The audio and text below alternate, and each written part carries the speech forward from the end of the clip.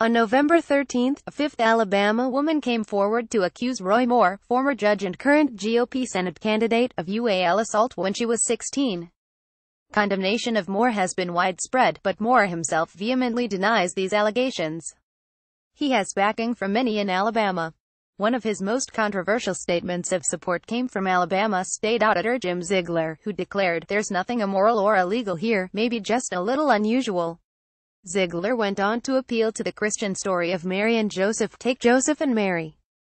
Mary was a teenager and Joseph was an adult carpenter. They became parents of Jesus. I find the allegations against Moore repulsive. But, in addition, as a scholar of early Christianity, Ziegler's remarks took my breath away. As most Christians would know, an important tenet of Christian theology is that Jesus was born of a virgin mother. However, there are many other little-known details in early Christian storytelling about the relationship between Mary and Joseph that I learned while researching my book, Jesus, Marie, and Joseph: Family Trouble in the Infancy Gospels. Early Christians believed that Mary and Joseph did not have, but there was much more that was worth learning from that relationship. Listen up, Jim Ziegler. The Christian Bible includes 4 Gospels, or narratives, of the life of Jesus. 2 of them, the Gospel of Matthew and the Gospel of Luke, include accounts of Jesus' birth. These 2 versions of the Christmas story supply almost all of the details about Mary and Joseph that can be found in the Christian Bible. In Matthew chapter 12, readers learn about the birth of Jesus in Bethlehem, the visit of the Magi, or wise men, to see the newborn, and the flight of the Holy Family to Egypt in order to escape King Herod's killing of infants. Luke chapter 12 describes the birth of John, the cousin of Jesus, an imperial census under the Roman Emperor Augustus, and the appearance of angels celebrating the birth of Jesus in the skies above Bethlehem. Both the Gospels seem to agree that Mary conceived by supernatural means, not through UAL intercourse. Meanwhile, whatever Ziegler claims, neither the Gospel of Matthew nor the Gospel of Luke specifies the ages of Mary and Joseph. The earliest source to mention ages is another ancient Christian gospel, the Proto-Gospel of James. This gospel is a prequel to the more familiar stories of the first Christmas found in the Christian Bible. It was written in the 2nd century AD, 100 years or so after the Gospels of the Christian New Testament. Critically, it is mostly unknown to Christians because it is not found in their Bibles. Even so, the Proto-Gospel of James is an important witness to the things that mattered to early Christians. The relationship of Mary and Joseph is one of them. The Proto-Gospel of James tends to fill in gaps left by the Gospels of Matthew and Luke. This, for example, is where readers can learn about the parents of Mary, Joachim and Anna, and about the divine intervention that leads to Anna's conception of Mary. This Gospel also recounts the story of when Mary met Joseph, details absent from the Gospels of Matthew and Luke.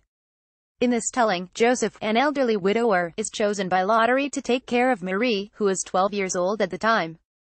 Like the Gospels of Matthew and Luke, the Proto-Gospel of James reports that Mary does not conceive through UAL intercourse. She receives news from the angel Gabriel that she will become pregnant and bear a son, Jesus. But the Proto-Gospel of James's account adds a new wrinkle: Mary forgets about her encounter with the angel. When she realizes that she's pregnant, she's overcome with fear and confusion. Joseph is likewise confused by Mary's pregnancy. He nevertheless remains loyal and protects the 12-year-old girl. He takes her to a cave outside of Bethlehem. Soon there is a blinding flash of light. As it recedes, a child appears. Jesus has arrived. Some of these details will be familiar to readers of the New Testament: the town of Bethlehem, for example, and the angelic announcement to Mary, the Annunciation, that she will become pregnant. Other details, however, will come as a surprise. Wasn't Jesus born in Bethlehem, and not, as the Proto-Gospel of James reports, outside of Bethlehem in a cave? And what about the story of how Mary met Joseph? The Proto-Gospel of James adds to and changes elements of the earlier accounts of Matthew and Luke. And then there are details that some Christians know from their religion that other Christians do not. Most Orthodox and Roman Catholics, for example, know the names of Anna and Joachim, the parents of Mary, even though they do not include the Proto-Gospel of James in their Bibles. Most Protestant Christians, by contrast, will be unfamiliar with these figures. In fact, the Proto-Gospel of James is just one example of a wide range of Gospels and other early Christian writings that are not included in the Christian Bible. The storytelling about the Holy Family alone could fill a bookshelf. There is the Infancy Gospel of Thomas, the Gospel of Pseudo-Matthew, and the history of Joseph the Carpenter. Written at different times in different places, these accounts reflect the early Christian fascination with the household of Jesus, Mary and Joseph. One final observation that is relevant to Jim Ziegler's comments: the Proto-Gospel of James goes a step further than the Gospels of Matthew and Luke in making the point that there was no contact between Mary and Joseph. In the Gospel of Matthew, Joseph overcomes personal anxiety about Mary's pregnancy.